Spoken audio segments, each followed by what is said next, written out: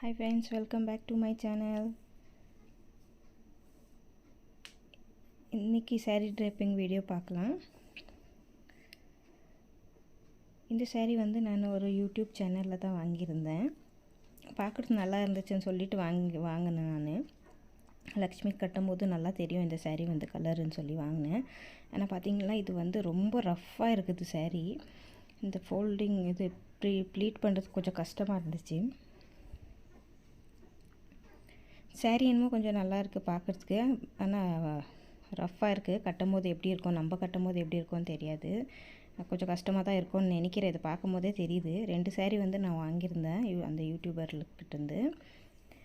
இது ப்ளவுஸ் ஒன்று பார்த்திங்கன்னா அவ்வளோ ஒன்றும் நல்லா இல்லை. நான் இதே மாதிரி வந்து அதுக்கு முன்னாடி வந்து ஒரு ப்ளூ கலரில் வாங்கியிருந்தேன். அந்த கிளாத் பார்த்திங்கன்னா அது வந்து நல்லா சாஃப்டாக இருக்குது அந்த சாரியோட துணி. இது பாருங்கள், இந்த மாதிரி ப்ளூ கலரில் தான் ப்ளவுஸ் வருது. ஆனால் ப்ளவுஸ் ஒன்றும் நல்லா இல்லை. அதுக்கு வந்து நான் ப்ளவுஸ் வந்து வேறு தான் எடுத்து ஸ்டிச் பண்ணோம். இதை வந்து இப்போ பார்த்திங்கன்னா 2ஆக மடித்து நான் போட்டு பின்னுங்க வந்து எல்லாம் போட்டு செக்யூர் பண்ணியிருக்கேன். இந்த மாதிரி 2ஆக மடிச்சுட்டு பின்ஸ் எல்லாம் நான் வந்து சேஃப்டி பின் இல்லைன்னா இந்த என்ன சொல்கிறாங்க குண்டு பின் அது வந்து போட்டு செக்யூர் பண்ணியிருக்கேன். இப்போ வந்து இது வந்து பல்லு. இது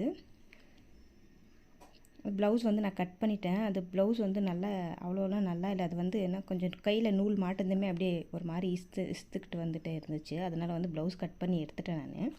இப்போ பாருங்கள், இந்த பல்லுக்கு வந்து 3 ப்ளீட் வந்துச்சு. ஏன்னா நான் அதை டபுள் ஃபோல்ட் பண்ணியிருந்தேன் இல்லையா, அதனால 3 ப்ளீட் வந்துச்சு. வந்து பார்த்திங்கன்னா நல்லா கொஞ்சம் கையில் வந்து தேய்ச்சி விட்டு நல்லா கொஞ்சம் உக்கார வைக்கணும். அதை நம்ம அந்த மாதிரி தான் இருந்துச்சு இந்த saree வந்து. இதில் வந்து பின்ஸை வந்து நம்ம போட்டு செக்யூர் பண்ணிவிட்டு எப்படி கட்டுறதுன்னு பார்க்கலாம். அப்புறம் பாருங்கள், கொஞ்சம் ப்ளீட் பிடிக்கிறதுக்கே கொஞ்சம் கஷ்டமாக தான் இருந்துச்சு.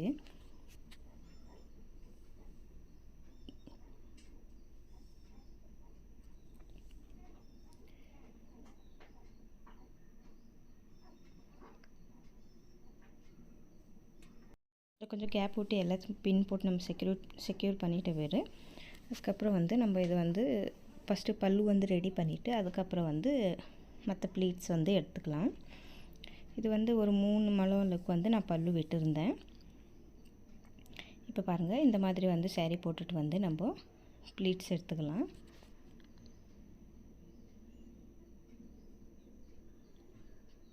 நம்ம ப்ளீட்ஸ் எடுத்துகிட்டு இது வந்து கரெக்ட் பண்ணிகிட்டே போகணும். இல்லைனாக்கா வந்து என்னென்னா அப்படியே ரஃப்பாக நிற்கிது saree.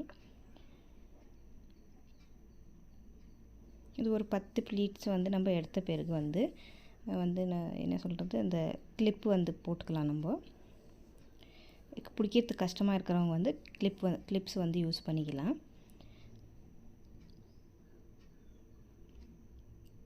நான் வந்து கிளிப் எதுவும் போடல, நான் அப்படியே ப்ளீட்ஸ் எடுத்துட்டேன் டக்குன்னு. எல்லா ப்ளீட்ஸும் எடுத்த பிறகு நம்ம வந்து பார்த்திங்கன்னா லாஸ்ட்டில் வந்து அப்படி நீங்கள் அப்போ ஃபஸ்ட்டில் கிளிப் போடலன்னா இப்போ லாஸ்ட்டில் வந்து உங்களுக்கு ஈஸியாக இருக்குது ப்ளீட்ஸ் பிடிக்கிறதுனா லாஸ்ட்டில் வந்து 2 கிளிப் போட்டுட்டு நம்ம வந்து சைடில் வச்சுட்டு அதுக்கப்புறம் வந்து நம்ம தவுலை வச்சு ரெடி பண்ணிக்கலாம். பாருங்கள், இந்த தவுளிக்கு வந்து கயிறு கட்டி எடுத்து வச்சுருக்கேன் நான். இந்த பித்தளை தவுலை வந்து பித்தளை இது என்ன சொல்லுவாங்க, இந்த தவுலை ஏதோ சொல்லுவாங்க, பித்தளை இல்லை, இது உங்களுக்கு தெரிஞ்சிருந்தால் சொல்லுங்கள். செம்புன்னு சொல்லுவாங்கன்னு நினைக்கிறேன். இதோட இது வந்து நான் இப்போ தான் ஒரு ரீசெண்டாக 3 வருஷம் ஆயிடுச்சு. ரீசெண்டாக இல்லை, 3 வருஷம் ஆயிடுச்சு வாங்கி. அதுக்கு முன்னாடி வந்து நான் வந்து ஸ்டீல் தவுளியில் வந்து saree கட்டிகிட்டு இருந்தேன். அதுக்கு முன்னாடி பார்த்திங்கன்னா நான் வந்து குட்டியாக ஒரு சொம்பு வச்சு ப்ளவுஸ் பீஸில் வந்து பூஜை பண்ணுவேன். அப்படியே ஒரு வருஷம் கொஞ்சம் கொஞ்சமாக இம்ப்ரூவ் ஆகுது. பார்க்கலாம், முன்னாடி இன்னும் நல்லா இம்ப்ரூவ் ஆகணும்னு இந்த அம்மனை வேண்டிக்கலாம். பாருங்கள், இந்த மாதிரி பல்லு எடுத்துகிட்டு நம்ம இப்போ ப்ளீட்ஸ் எல்லாம் அட்ஜஸ்ட் பண்ணிவிட்டு இந்த பல்லு வந்து நம்ம இப்படி போடும்போது இந்த சைட்லேருந்து வந்து சென்டர்லேருந்து பிடிச்சி இப்படி எடுத்திங்கன்னா இது வி ஷேப்பில் வந்துடும். இது வந்து நிற்காது. இதுக்கு வந்து நம்ம இங்கேயும் வந்து என்ன பண்ணோன்னா பின் இல்லைன்னா குண்டூசி வந்து போட்டு செக்யூர் பண்ணிக்கணும்.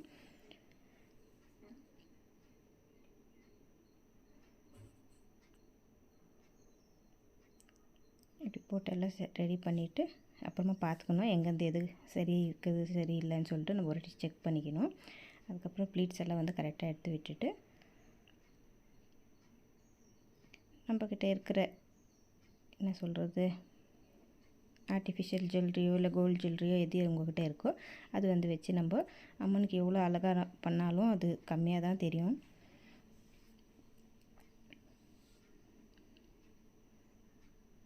ஹிப் பெல்ட் போட்டுக்கிறேன் நான். ஹிப் பெல்ட் போட்ட பிறகு கொஞ்சம் டைட்டாக பிடிச்சிச்சுன்னா அது ஷேப் கொஞ்சம் நல்லா தெரியும்னு சொல்லிட்டு இந்த ஹிப் பெல்ட் போட்டுக்கிறேன்.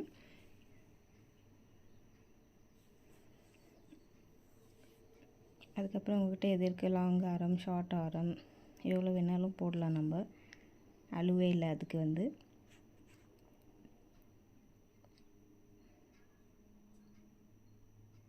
இந்த ஒரு சோக்கர் வந்து இருந்துச்சு, அந்த சோக்கர் வந்து நான் போடுறேன். பாருங்கள் ஒரே ஒரு சோக்கர் தான் போட போகிறேன், வேறு எதுவும் போடல இன்றைக்கி இந்த சேரீ ட்ரைப்பிங்கில். எப்படி தெரியுதுன்னு சொல்லிவிட்டு மறக்காமல் கமெண்ட் பண்ணி சொல்லுங்கள். அம்மனோட ஃபேஸ் வச்சுட்டு அதுக்கப்புறம் இந்த பின்னாடி இது தான் சொல்கிறாங்கன்னு தெரியல, இதுவும் வாங்கியிருந்தேன் நான் போன வாட்டி.